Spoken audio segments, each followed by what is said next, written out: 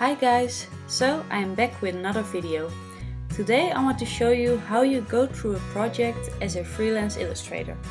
Of course, every project is different and every illustrator is different as well. So I am going to show you how this particular project went for me. As you will have seen by the title of this video, I am making illustrations for the cover of a book. First of all, every project starts with an email or a phone call. In this case, it was a project which had to be done in around 6 days, which was pretty stressful considering I was already working on a project for which I had to draw 36 animals. But I love a challenge and wanted to do as many fun projects as I could, so I said yes. Whenever I start a new project with a new client, I make up a contract. I really suggest you do so because it is important to make sure you let the client know how you work, so there won't be any miscommunication, or at least as less as possible, throughout the whole project. When you have come to an agreement about the contract and of course the pricing, you can start the fun part, sketching and writing down ideas. Of course, you always get some sort of example or a briefing, as you can see right here. This one their graphic designer already made and sent to me to give me an idea of what they wanted it to look like in the end. Right here you can see some of the sketches I did, which I scanned in and sent off to my client. At that point you need to wait for their approval in order to move on with the project. The sketches look very light on the paper, so when I sketched too light from my scanner, I trace them along on my computer so my client understands what I want with it. When I get the approval of the sketch, which most of the time takes some changes and a lot of back and forth emailing, I can finally start the actual painting process.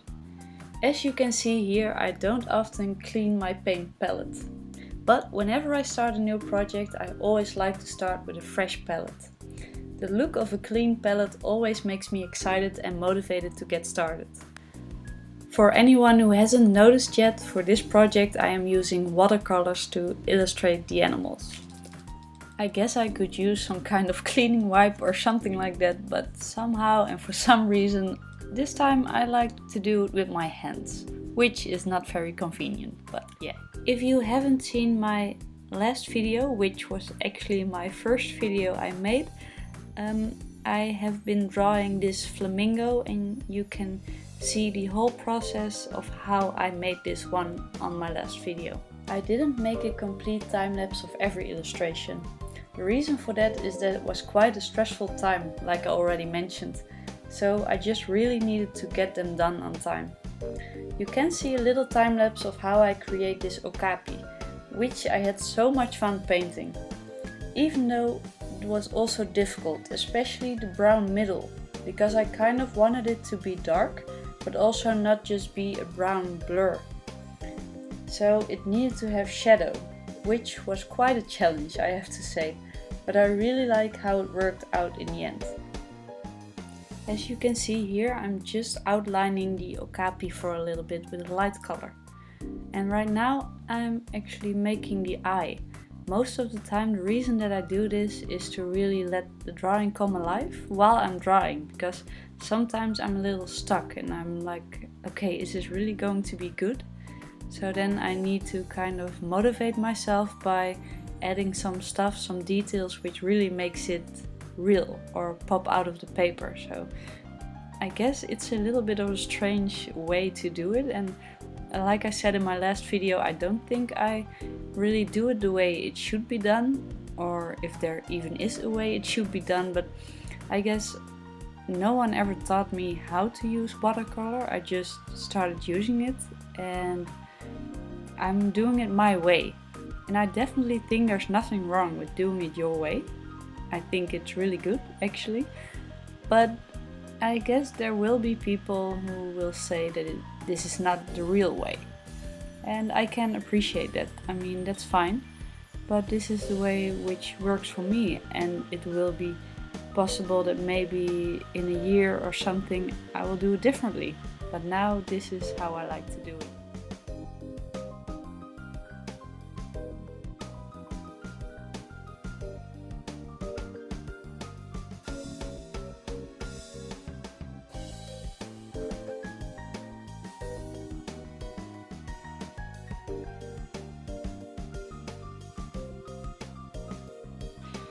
So this is all I have from the drawing of the okapi.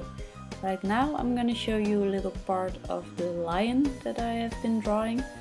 I actually had a really hard time with the lion. It was the one I was most excited about. I'm not sure why. I think lions are really impressive animals, and the idea of making it, I don't know, I just got really excited. But while I was making it, I got less and less motivated, especially not in the beginning, but at the part where I was almost done with the lion. Because of the angle he is standing in, it was quite difficult to get the shadows right. So in the beginning he had a really strange posture and his belly looked really big for some reason, and I couldn't work out how or why it was being like this, and it was really stressful at that time because I needed to finish it. But then I figured out what I did wrong, and I replaced some shadows and made it look a lot more realistic, and really shown with the shadows that his forepaws were on the front and not at the same level as his back paws. So that's quite difficult when you draw things. It's really important to get the shadows right in order to make it look realistic. So that was my little struggle with the lion. Unfortunately, I didn't capture this on film for the same reason I just told you, that I just really needed to get it done. Here I'm finally gonna show you the end results of the illustrations.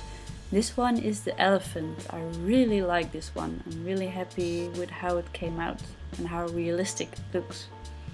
And as a second one I had the chimp. I like it, but it could have been better, I think. I'm not too happy with the hands of the monkey, but still, well, I really like it. I like that it's more blue than black. That's a part which was quite a challenge as well. And then as a third we have the flamingo, which you could have seen in my last video, the complete time lapse of this one, and this is the end result.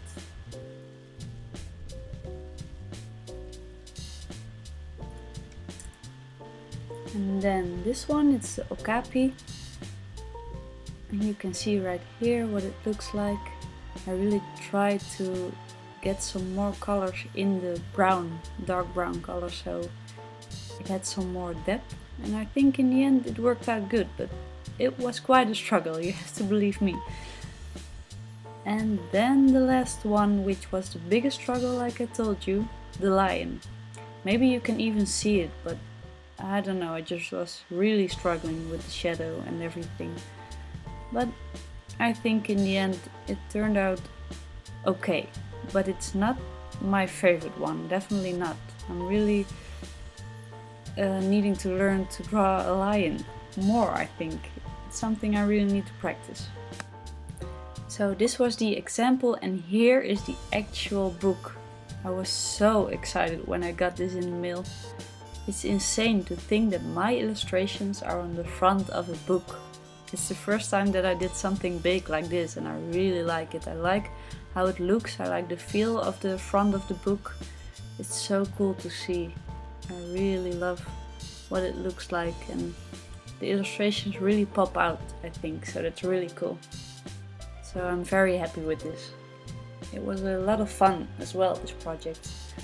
It was quite stressful, as I told you, but I really like how it came out, and I'm happy with how the client worked with me. They were really quick in their response and everything, so that was really nice. And here, a very proud moment. There it is, Studio Lisa. So cool.